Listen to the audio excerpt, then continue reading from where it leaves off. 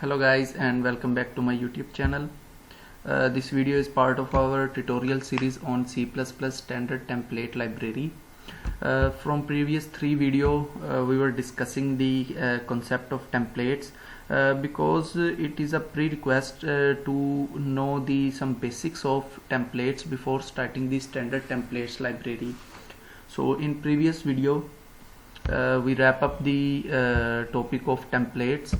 Now we will finally move on to the standard template library STL concepts. First we will see some basic definition of STL, what STL is in C++. So STL stands for Standard Template Library, and it is a set of C++ template classes. Now we have seen how we can make our own templates. So STL contain templates that are predefined by C++ and they are ready to use to provide common programming data structure and functions like list, then we have stack, arrays, etc. It is a library of container classes, algorithms and iterators. It is generalized library, and so its components are parameterized. So as we can send parameter or argument list to when we call these container classes or these templates. Working knowledge of template classes is prerequisite for working with STL. We have seen some basic and advanced concepts of template classes. So STL have total 4 components. First one is algorithm, then we have our containers, then we have our functions, then we have our iterators. Now first we will see the basic definition of all of these 4 components.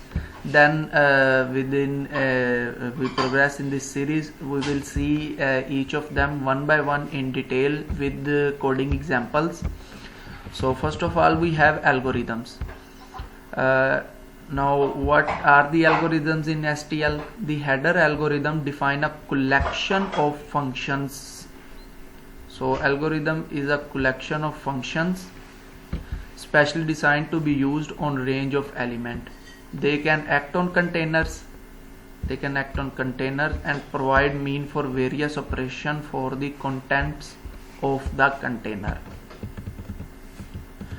Now inside of algorithms we have our sorting algorithms, searching algorithms, then we have important STL algorithms, useful arrays algorithms, then we have our partition algorithms. We will see all of them when we will start a detailed discussion of algorithms. Next we have our containers. Containers or container classes store objects and data. So algorithms are a collection of functions, and algorithms and containers contain classes which store objects and data. There are in total 7 standards first classes, container classes, and 3 container adapters classes, and only 7 header files that provide access to these container or container adapters. So first we have our sequence containers, implement data structure that can be accessed in sequential manner. So basically these sequence container are used to implement the data structure like vector data structure. We have discussed vector in our previous video, you can check that out. Then we have our list data structure, DQs, arrays and forward list. By the way, forward list was introduced in C++ 7 standard. Before C++ 11 standard we doesn't have the concept of forward list. After sequence containers we have our container adapters. What container adapter do is simply it's provide a different interface for sequential containers. In container adapters we have our queues, priority queues and stack. All of these are actually data structures. Then we have our associative containers. Associative containers implement sorted data structure that can be quickly searched by the complexity of O into log n, which is considered to be a best complexity for any searching algorithms. Inside of this we have sets, multisets, maps and multimaps. Then we have our unordered associative containers. Unordered associative containers implement unordered data structure that can be quickly searched. For example, we have unordered sets, unordered multisets, unordered map and unordered multimap. All of these was introduced in C++ 11 standard. Then we have this very simple and beautiful flow chart of how containers work. Now I will try to decode this flow chart. We will start from this basic operation. Is ordered important? If yes, then last in first out, which is also known as LIFO.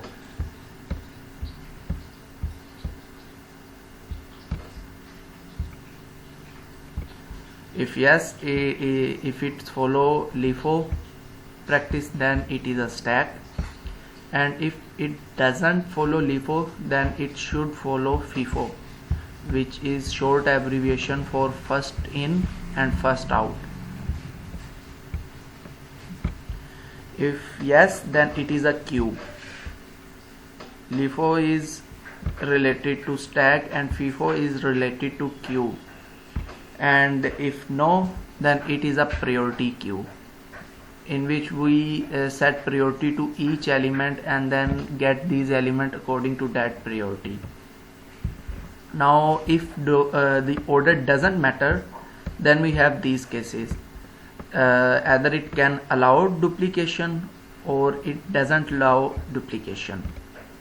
Now if it doesn't allow duplication, then we also have two possible scenarios. Map key to value. If yes, then it is an unordered map. If it doesn't map key to values, then it is an unordered set. And if it allows duplication, then we also have two possible scenarios. First one is map key to value. If yes, then it is an unordered multimap. If it doesn't map key to value, then we have our unordered multiset.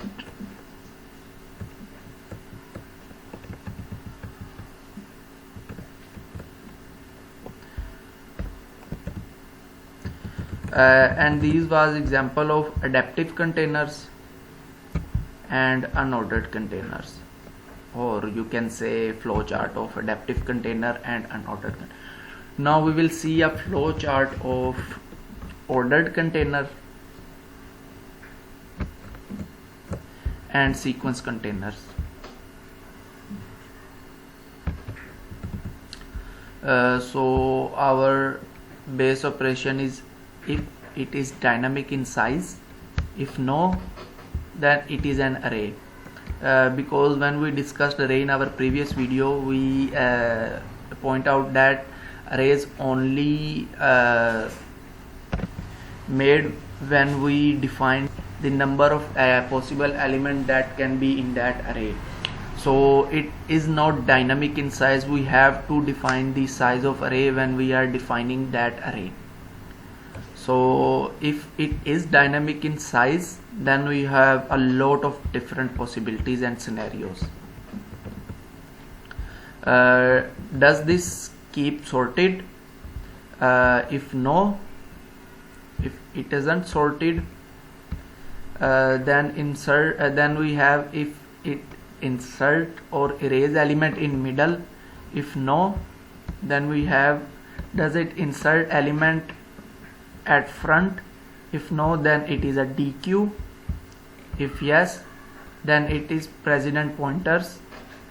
And from precedent pointers we also have two possible scenarios. If yes, then it is a double list, a double pointer. If no, then we have to check if its size varies widely. If no, then it is a vector. If yes, then it is a DQ. And if it does insert element in the middle, then we have to check if frequent traversal is allowed. If yes, then we have to check if size varies widely, and if yes, then it is also going to be a DQ. On the other hand, if frequent traversal does not support, then it is directly a list, double list. It is a pretty complex flow chart to understand, but if you will go through from this flow chart 3 or 4 times and takes note, you will decode it. Next we have our functions. The STL include classes that overload the function call operator. Instances of such classes are called function object or functioners, or you can say pronounce them as functors, something like that. Now they allow the working of associated function to be customized with the help of parameters to be passed. And at last we have our iterators. As the name suggests, iterators are used for working upon a sequence of values. They are major features that allow generality in STL. Now we'll see iterators, some basic definition of iterators. So iterators are basically is an object. Like pointer is an object, iterator is also an object that points to an element inside the containers. So iterator basically used to point an element inside the container. We can use iterators to move through the content of container. They can be visualized as something similar to pointer pointing to some location. We can access the content at particular location using them. Iterators plays an critical role in connecting algorithms with containers along with the manipulation of data sorted inside the container. Now the most obvious form of iterators is pointer. Yes, pointer is a type of iterator. The pointer can point to element in an array and can iterate through them using the increment operator. But all the iterators do not have similar functionalities as that of pointers. Depending upon the functionality, the iterator can be classified into broad 5 categories, as shown in the below diagram. With the outer one being the most powerful and one that sequentially the inner one is the least powerful in terms of functionality.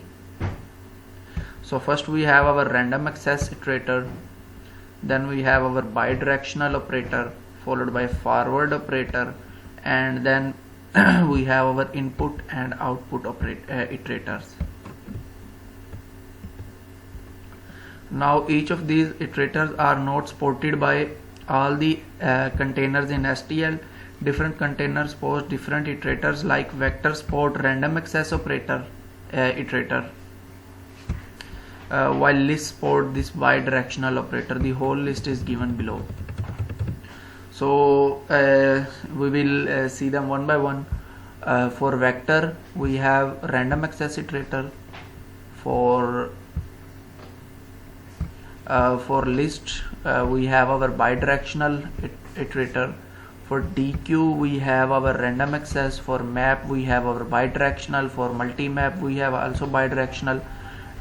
For set we have bidirectional, and for multi-set we also have bidirectional.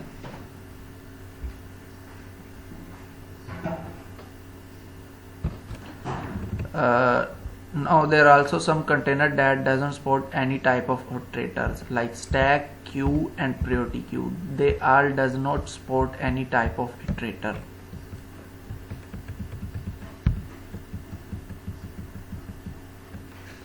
Then we have these definition of different type of operators. you can read them.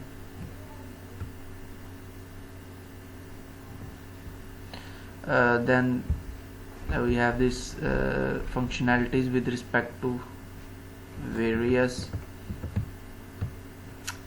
operation that can be performed. This is an important chart, you should also read that out. So that's all from today's video. From next video we will be starting each type of container one by one. First of all, we will see algorithms and the properties of algorithms, and we will see some different sorted type of algorithms. So till then, take care and don't forget to like, share and subscribe our channel. I will see you in my next one.